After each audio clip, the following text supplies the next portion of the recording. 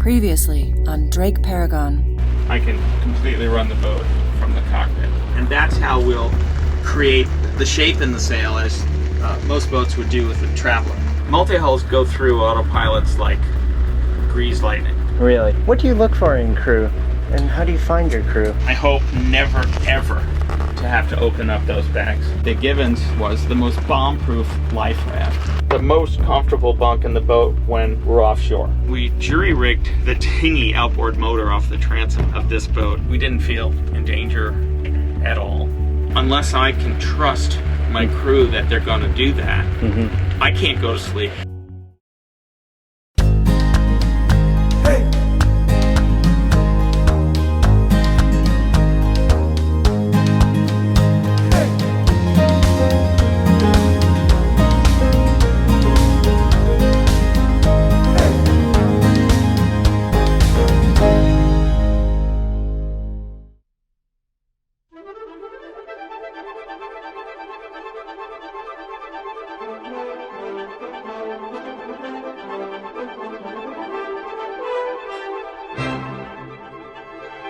What was your introduction to sailing, and when did you realize that you loved sailing? I had two epic parents, rock star parents, and they moved from New York City, where they both grew up, out to Greenwich, Connecticut. And my dad joined a yacht club, and he bought a 28-foot wooden sloop. It's probably, it was built in the 30s. It was a great boat, but unbelievably slow. And so we family cruised in Long Island Sound. We wouldn't go very far because she was small and also pretty slow. So I sailed with my folks, and I got involved in the junior racing program. And, you know, sailing hadn't really tripped my trigger yet. I was way more interested as an 8-year-old capsizing the dinghies and water fights, and, you know, I was in trouble at least half the time while I was involved in the sailing program. And my sister Jackie, she just loved it, and she excelled, and she got really, really good and won just about every regatta that I can recall. Dire dinghies and Blue Jays and Lightnings and all sorts of day racers. Your sister? Yeah, my Wow. sister Jackie. And she went on to be a sailing instructor. She worked at Larchmont Yacht Club for a few years. She sailed with some big names like Ted Turner when he was campaigning for the America's Cup. She was on board while they trained. That mentality in those days in that geographic area wouldn't allow women as crew during the races, but she was so good that she would train with him. So as soon as I could sort of escape my parents as a teenager, I started doing other things. You know, Boy Scouts were big for me, and I go backpacking, and I'd take every chance I could to go out into the wilderness. And then, you know, graduated from high school and went out to Colorado to school. In the summers, I was a lifeguard at the beach, and so I was always on the water. I always really enjoyed the water. I'm embarrassed to say my dad, bless his heart, bought me a water ski boat. And so I was a power boater for a while. One time when I was about 15 years old, they had America's Cup elimination races, the old 12-meter boats in Long Island Sound. And that day I went out in my water ski boat with all my other knucklehead friends. The race is going on out there, but they were just drifting. There wasn't just an ounce of wind. And we somehow, in our distorted sense of teenage humor, we thought it would be just great to come water skiing up next to them and cut really hard and spray them all with water ski water as we go by. We thought that was hysterically funny. So I came home that night. My parents said, "Well, did you have a nice day today?" And I said, "Oh yeah, we just water skied, and it was fun." And you know, as a teenager, we told our parents as little as possible. And that night we sat down to the news, and on national news, they were covering these elimination races, 12-meter races, and they had us splashing the 12-meter boats. Oh my God! Did your parents realize that was you? And all their friends in the yacht club knew it was me. It was one of those moments as a son of a member of the Riverside Yacht Club that it's one of those times where I was the only one in the room that thought it was funny. So, I graduated from college out in University of Northern Colorado, and I came back, started my career, and I love the state of Maine, especially the coast. I've hiked the length of Maine, backpacked the length of Maine. I've surfed all over Maine, camped all over Maine, many times rode the shoreline of Maine and bike tours. And I was sitting on the beach off Popham Beach in Maine in my mid-20s, I was 24, with my sister, and we were surfing kayaks up there. And we were warming up in the sand on the beach, and I happened to mention to her that, I'd really like to sail the coast of Maine. I've never done that. I've explored everywhere else in Maine, but I've never done that. And she said, oh yeah, well, I can hook you up with some of my friends, that come up here to cruise in their big cruising boats, or in a race, you can do the Monaghan race, or any of these offshore races. And I said, no, I don't think that's the kind of experience I want. What I want to do is buy a Hobie 16, a Hobie Cat, and sail from Connecticut up to Canada. And she said, well, if you do that, I'm telling Mom and Dad. And I can't do that. And of course, I did, and I talked to some guy, a great friend of mine, that didn't have enough sense to say no. And we did that, and it was just a great trip. And I think that's, when I bought this Hobie 16, that's when I was reinfected with sailing again. And I fell in love with the romance of it and the adventure of it and the wilderness of it. I think the most intense wilderness is, for me, from my experiences, is the ocean, for sure. Did that trip, and when my wife came up with the trailer to pick me up, she said, how was it? And I said, we definitely need a bigger boat. And so I bought a 27-foot stiletto catamaran, still not designed for this kind of sailing. And so I sailed from Connecticut up to Canada again, same course, and that was trailable. So my wife drove the trailer up there and picked me up. She said, so what do you think? Have you gotten this out of your system yet? And I said, I think we need a bigger boat. So then I sold that, bought a 30-foot catamaran, stiletto 30, and I did my very first race as skipper was the Marblehead Halifax race. I believe it's 360 miles, and we were doing unbelievably well. We were in third place overall in the entire fleet, and I think we're probably third place in the multi-hull division as well. All the multi-hulls were winning, of course. And then we hit some whales. We hit some humpback whales. They hit us. We all have different stories, the whales and myself. And we broke off the rudders, and we had to jury rig something, and we limped in, and we came in mid-fleet. It was pretty disappointing when we were doing so well at one point, my first race ever. So my wife met me there, and she said, so what do you think? And I said, honey, we need a bigger boat. So I bought the 40-foot Newick that won the race and set the passage record that year. It was run by a great guy named Steve Black, and he had done the single-handed transatlantic race, and it came in fourth, and that was the boat. I figured out that's the boat. So I bought that and campaigned that for about a decade, and we raced it all over the Atlantic, from the Caribbean as far north as up east up to Halifax. And we won within the span of 10 years, we won every race that we were ever involved in over that period of time, those 10 years, except the Marblehead Halifax race. We came in second 5 times, all to different boats. So we raced this boat really hard, and we were constantly working on her, making her lighter and stronger and increasing the horsepower. We put in a much higher aspect wing mast, carbon fiber wing mast. We put in a huge carbon fiber pole out the bow of the boat, so we load up just more sails and bigger sails. And I became really good friends with the designer, a gentleman from, I believe he's originally from Maine, Dick Newick. He took pride in the fact that this boat, even though I was 10 years old, was competing against these high-end, racy French boats and Brit boats and the Dutch, and it was still beating them all. And he and I became real good friends, and every time I had an idea how to increase the horsepower of this boat or lose weight in this boat or both, I'd run it by him, and he'd say, no, John, I designed that boat, and it's perfect. There's nothing you should do to that boat. And I would take that under advisement, and I'd go ahead and do it. And And so she just got faster and faster and faster and faster. And Wow. so we were able to beat the fastest 40-foot multi-hulls in the world with her. Then I bought a Hammerhead 55 when my family had a bit of an intervention.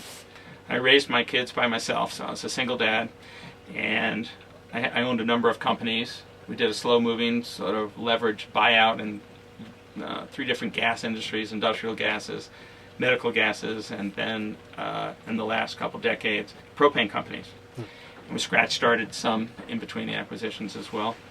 So I had a lot of responsibility, but I'd won the transatlantic race and a bunch of other races, and I really enjoyed it. The excitement and the crowd I was hanging with, it was just all very, very thrilling to me, and I loved the sport. I found that I had the skill set that I could do well in single-handed, multi-hull, offshore marathon racing. So I was invited to do Route to Rome, which is a race put on by the French, and it's from Bay of Biscay, France, and it goes down trade winds to Guadeloupe. It finishes in Guadeloupe. And it's a single-handed race, and the French have always won it. Nobody from any other country had ever won it. And my friend Walter Green called me up because he heard that I was planning on doing this.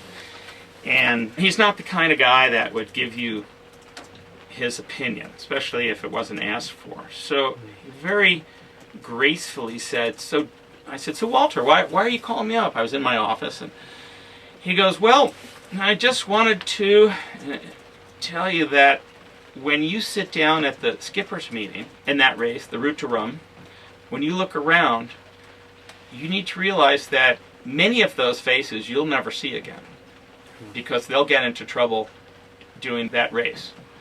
And he said, some of the faces among those skippers no one will ever see again because they'll die out there.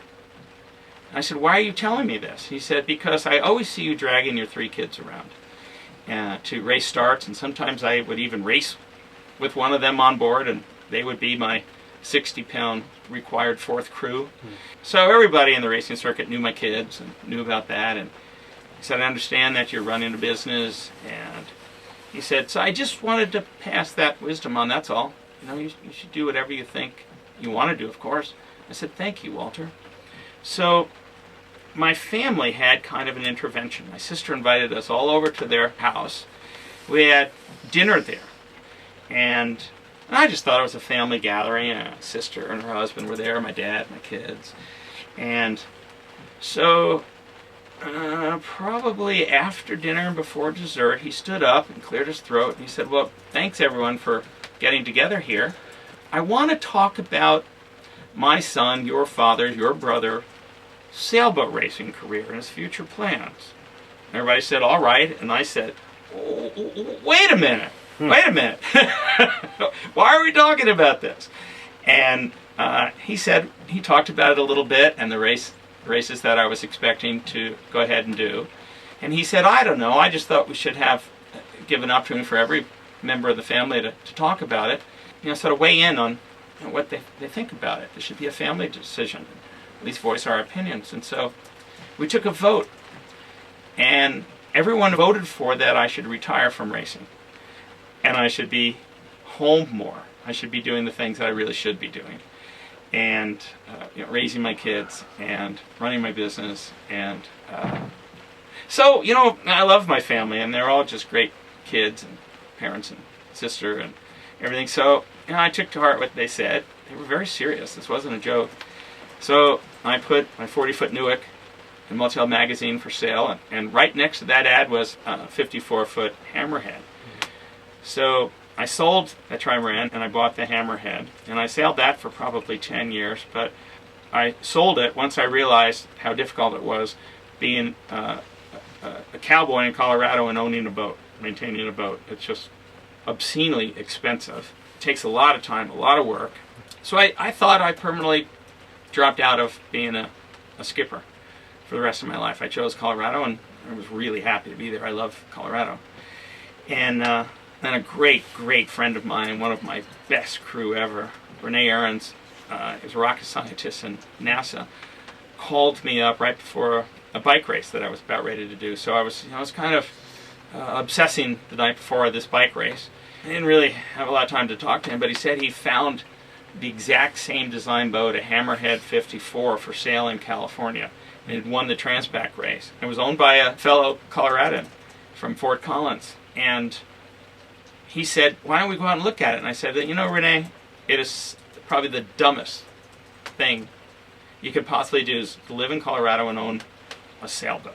I said, I'm not interested. You know, I'm just racing triathlons and skiing and backpacking, running rivers. I'm happy. I'm good here. He said, really? And I said, I'm good here. I'm good here. I said, do you mind if I go see the boat? And I said, go ahead.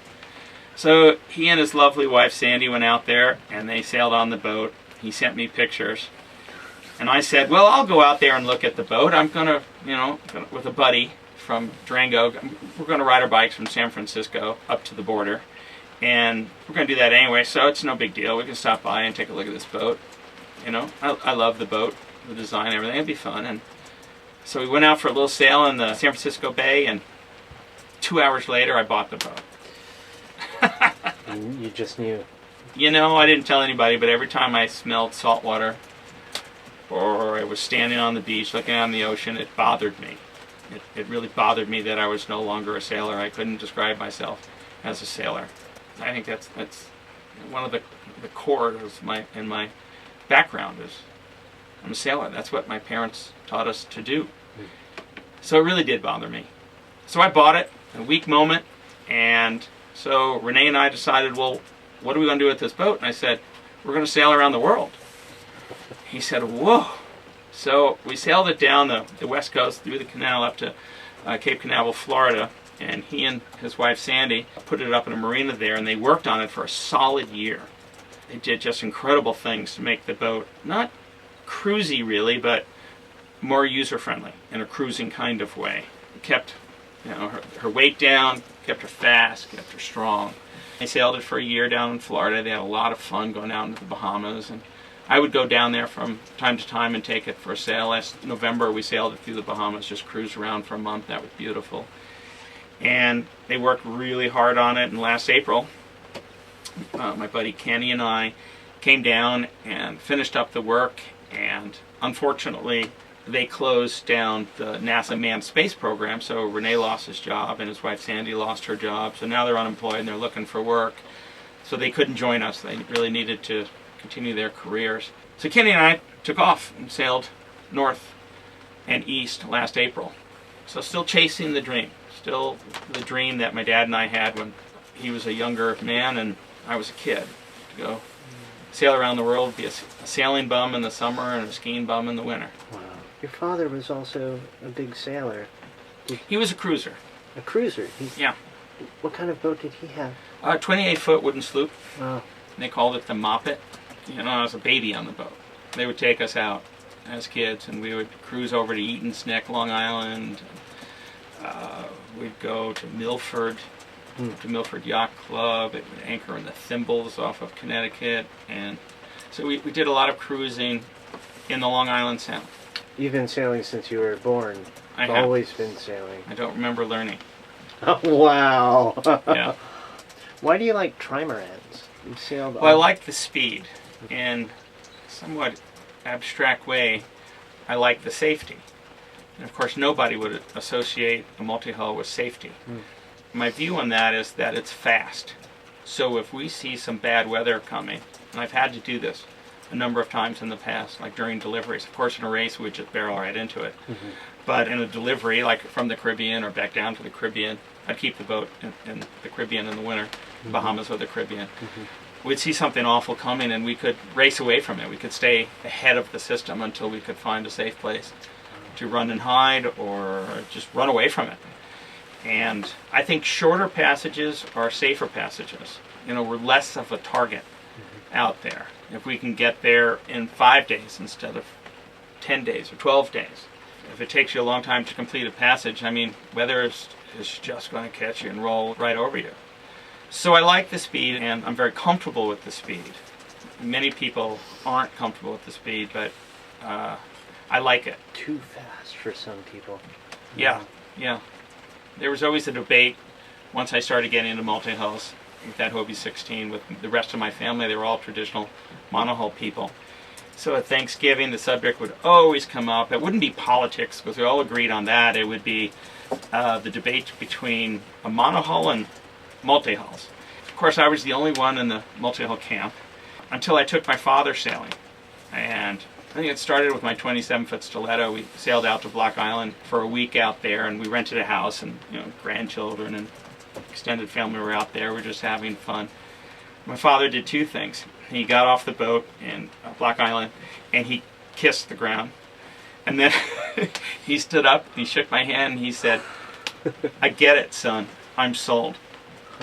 I'm a multi-hull sailor." And so when the debates would ensue from that point on, he and I were in the same multi-hull camp. So he loved the speed and the adrenaline and the excitement and running down other boats. Yeah. Chasing other boats and running them down. Wow. There's always a little bit of fun in that. So your father introduced you to sailing monohulls, and then later you introduced him to trimarans. Right. Wow. When he retired, he was my pit crew. Huh. He was my chief engineer. So I'd go out and race and break stuff, and he was at every start of the race. He was at every finish of the race. He would sometimes haul unnecessary things that a race boat doesn't need to have. Cushions and anything that would make you comfortable, we would take out of the boat to keep it light. He'd haul that stuff. And, at the finish, that was his job. He'd climb right on the boat and just start fixing things. Electrical things, mechanical things. He'd just start fixing things. It was a very symbiotic relationship. I'd break stuff and he'd fix stuff. So the whole multi-hull racing world, became friends with my dad. He was very gregarious. Everybody liked him. So everybody just knew him as one of the team, part of the crew.